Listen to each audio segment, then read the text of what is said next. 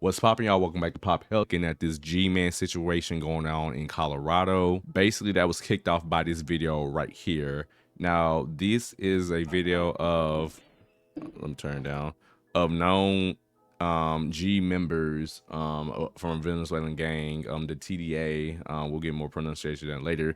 Basically storming and taking over an apartment building allegedly. Now, I'm not gonna show the entire video because I'm not trying to get too demonetized, but basically Aurora, the mayor of Aurora, Colorado, has said that they will clear these apartments troubled by Venezuelan G members. Basically, they are trying to make it be declared a public nuisance.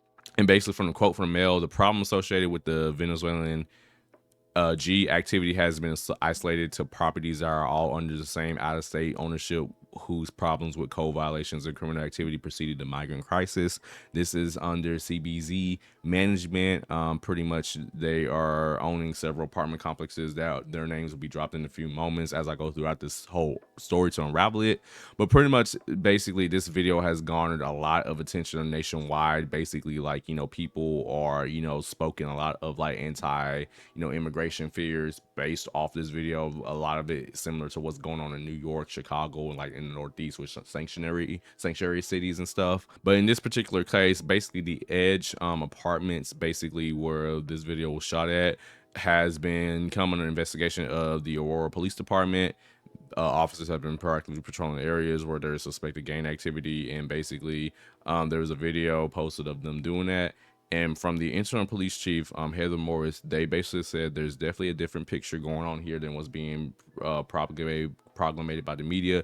I'm not saying there's not G members that don't live in this community. What we are learning out here is that G members have not taken over this complex. But basically, as I mentioned, this is not an isolated case or isolated complaint. Basically, these Venezuelan, G members have infiltrated several apartment complexes in the city, as some of the city officials have claimed. And these are apartment complexes that have been having several code violations going for for the past year before migration and G activity started happening. And based on the claim from this official, the Venezuelan trend irregular G men, also know that TDA, has taken control over 4 apartment complexes in the city: Aspen Grove, Edge, Lowry, where the video was showcased, and Whispering Pines, and with the Edge being the worst location according to council member Danielle Jurinsky. But the Edge at Lowry, located at East 12th Avenue and Dallas Street, has been subject to more than 19 code enforcement complaints since 2019, according to rural officials. The thing we need to understand with code enforcement is not really just basically like crime or anything. It's more so to just like public health codes, such as, is your building, is lighting happening, is the fixtures okay, is the electricity okay, is there safe clean running water, heat, all this stuff. Those are code violations that's been going on, and there's been a historical history of this happening at the Edge, where the video was located. There is also another apartment complex less than 2 miles away under the same management, Aspen Grove, a 98 unit complex on 1568 Nome Street, which you'll get more information about in a minute, don't worry. Basically, they had to shut that down around 2 weeks ago because of similar code management and like poor living conditions. And from the response of CBC management, who manages these complexes, have said that because of the members presence, this has precluded it from doing its work, and that it feared for the safety of its staffers and residents. And from a statement from them, because we care for the safety of our tenants and other members of the community, what we'll say is that the issue of TDA taking over properties and communities in Aurora means that we're not able to be present on this property or any of the other properties in similar situations also being impacted by gang presence. Spokesperson has said, the thing you need to understand is that if you've been having issues about this for a while, why have you got the police involved? Why haven't you told anybody? Some apartment complexes hire security. Like, at that point, there's no history of you trying to actually solve the issue. But now all of a sudden, because these TDA members come into the community, you're saying like, oh, we can't fix the things, we can't do this, that, and third. And from that statement, the city has now rejected that claim, and they are calling this an alternative narrative to numerous code violations of poor conditions of the building. The city also claimed that the landlord ignored hundreds of code violations and then left renters to fend for themselves. The building owners and managers made the decision effectively banning their paying tenants, and this is the unfortunate consequence. The risk of residents of remaining in the building and being subjected to its rapidly deteriorating conditions are far too dire. So there are a lot of different code violations going forward. Now, going to more about that specific apartment closure and just understanding like what's going on at 1568 Nome Street, at the Aspen's apartments. Basically, city staffers have countered the building owners, fears of that the TDA, members are causing us, not to do our jobs. Basically, they said they have been shorted for after more than 2 years of neglect and mismanagement that led to public safety and health violations. City manager officials have provided extensive city and court records documenting consistent and widespread rat, mice, and cockroach confessions, pile of garbage, dangerous electrical plumbing issues, among other health and safety problems they say went unaddressed by owners and their property management, company CBC management for far too long. Before anybody try to debunk this by saying like, well, there's been higher crime, rates in that apartment complex. Yes, there has been a rise in calls for service at the Aurora Apartments since 2022. Officers investigated 41 crimes, number doubled to 84. In the first 7 months of this year, there has been 66 crimes, including robberies, drugs, and aggravated assault. But that wasn't a reason for the closure. But if you're going to be really for real, if cities were trying to deem what building was inhabitable and not inhabitable based on just, crime alone, there'll be a lot more public nuisance and closures for many different properties, not only just in Aurora, but also in many cities, in slums across America. But as the city stated, any such specific activity related crime is immaterial to and separate from the city's code enforcement actions at the property and the building's inhabitability. So basically, like, it is actual buildings is not being able to be inhabited. It's, slum living conditions that people shouldn't be able to live in or shouldn't have to live in that close this building down. And this is the actual video of tenants leaving 2 weeks ago. It's the final hours of calling this place home. The city giving these residents. Basically, if you're looking under here under 26608 of the housing code, this building in our premises known as 1568 Nome Street has been deemed unfit for human habitation and have vacated before 7 a.m. on the morning of August 13th, 2024. And her husband. So where are you gonna go? We don't know. Ethel says city issued hotel vouchers won't help them much because she and her husband were never asked to sign a rental contract.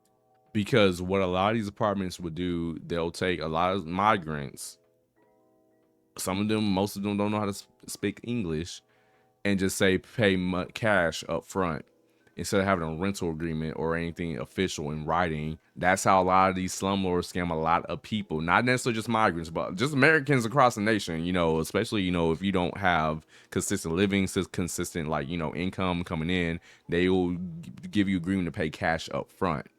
And that is why, never agree to go to a place or go to any, just apartment complex or any living situation without having anything in writing, if you have the chance or choice to, because that's can be permissible in court. And when you have a lot of proceedings like this where you get evicted and stuff, like, you can't get any type of reimbursement or restitution from it because you don't have anything in writing. And so definitely my heart goes out to this couple and a lot of the families, because I'm pretty sure they're in the same situation and boat, as they are. And they're probably gonna be forced to like live on the street or something because, they don't have like any legal backing to be able to get restitution. Up on the 4th floor is where we meet Iriana Perez. She shows us the unit she shares with her 3 children and her cousin. No tengo luz en la cocina, él no cumplió con eso. Él no me daba respuesta. She says for the past 3 months, she's always paid Wow. her rent on time, but has had continuing issues with lighting in the kitchen and issues with the front door and pest control problems. So pretty much this is a long story history of just like neglect by the apartment ownership. And again, the who's to blame carousel, if you will, continues. The city says the property management team is simply not doing enough to help these residents. Agreed. An interview with that property management team last week, they say that that building is actually being controlled by a certain gang and they feel helpless. There's nothing they can do about it. Yeah, call the police. Like, file a federal complaint, call the FBI. Like, if you have documentation that gang members are having your activity, and this is an out-of-state apartment team. This CBC management is out of state, out of the state of Colorado and New York. I don't know if it's based in New York, but they're out of the state of Colorado. They can't be in two places at once. Like, if you have any like outstanding like issues, you filed a federal complaint. That's what the feds are for. And so where it stands right now, the city is taking legal actions against Zev Baumgarten, who's listed in the city records as the CBC apartment management. They would have began jury trial for the municipal court on August 27th, so literally a week ago. So I'll be up to date about this situation because this is going to be an ever revolving situation, just issues, especially long term, displacement for a lot of these residents, especially since a lot of them were Venezuelan immigrants who aren't out here just committing crimes. Just because you see a video about G members activity happening in apartment complexes, whatever, doesn't mean the apartment complex is being taken over by them. Like, it's like the same old myth, like, a lot of like white too, but right wing, pundits and commentators have been pushing that crime is increasing, like crime, like crime is out of whack, crime is doing this, crime is doing that. And yes, crime might be happening, but at the end of the day, there's a lot of root causes and a lot of problems under the surface that are taking place. Like in this instance, like there was a lot more violations and stuff going on than just criminal activity. And the exact reason why these apartments are being condemned and being, taken care of or being, closed off and, people are being displaced is because of a public health violation. Public health violation. Like, not crime. And the last point I want to make is that, this demonization of like, especially black and brown, migrants who are coming over here, who are like, saying they're criminals, the thugs, they're not sending their best, you are probably the same person who would love the Goodfellas or Scarface or The Godfather or the Irishman. Like, you love to watch all these mafia crime based dramas happen all the time, but this is the same thing going on that you want to have malice for. And so at the end of the day, if you care so much about crime, violence, whatever, you want to stop watching those things too. But also too, you need to look at the root causes of why, migration is taking place in the first place. If you care about, scared about criminals coming over here, because at the end of the day, a lot of people, especially in Venezuela, since it's going through a lot of political turmoil, but a lot of people, especially in Latin America, a lot of their countries are going through like upheaval.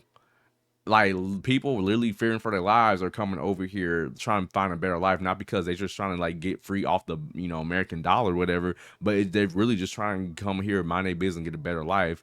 And all we're doing right now with these stories is just demonizing them, making them scared, stigmatizing them to begin with. And it's just one of those things where it's just like, it needs to stop.